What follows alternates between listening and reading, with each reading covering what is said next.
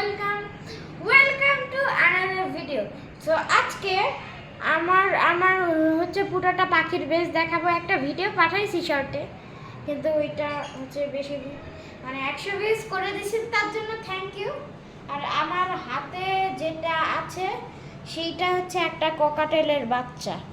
এই যে ককাটেলের বাচ্চা একটু কাটতেছে, কিন্তু ওর নাম কিট্টু। ইয়েস, ওর নাম কিট্টু।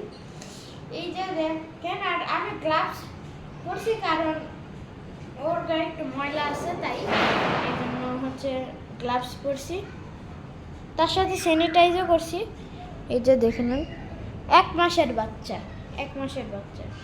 তো একে একটু রাখতে হবে না, একে দিয়ে ভিডিও করে, কারণ এই হচ্ছে যেইটা বলছিলাম পোস্টে নিউ পার্টনার আসবে, এই হচ্ছে সেই পার্টনার, বুঝছেন?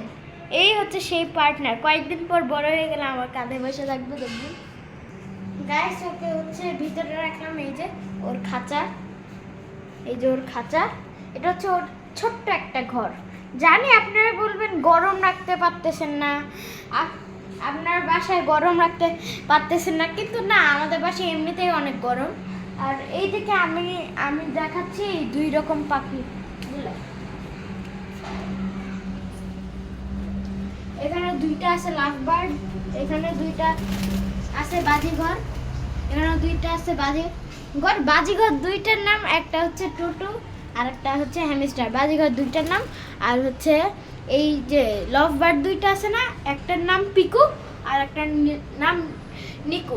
আর ওই ককাটেলা বাচ্চার নাম রাখছি হচ্ছে আমি কিট্টু। সো গাইস, দেখতেই তো পাচ্ছেন অনেক সুন্দর। সো গাইস, একটু পেছনে যাও। হ্যাঁ, এরা কিন্তু আমার কাছ থেকে ভয় পায় না, কারণ এটা হচ্ছে অনেক দিনে হয়ে গেল আমি কিনছি এইগুলো লাভ বার্ড। সো আমি তো এগুলো খুব ইজিলি দেখানো হয়ে যায়। এখানে হচ্ছে নতুন মই কিনছি, কালকেই কিনে আনছি। ওই যে ওইটা দোলনা আর এইটা মই কালকেই কিনে আনছি। ওদের তো এই বাজিঘরদের জন্য নতুন খাঁচা আনছি। সো গাইস, ওদের অ্যাক্সেসরিজ দেখাই চলো। সো গাইস, এই রুমের পাখির রুমে চলে আসলাম। এখানে হচ্ছে ওই ককাটেলের জন্য এটা স্পেশালি। এইখানে আমি পাখিদের জন্য কিছু অ্যাক্সেসরিজ, এগুলো হচ্ছে ওয়াটারের জন্য দেওয়া।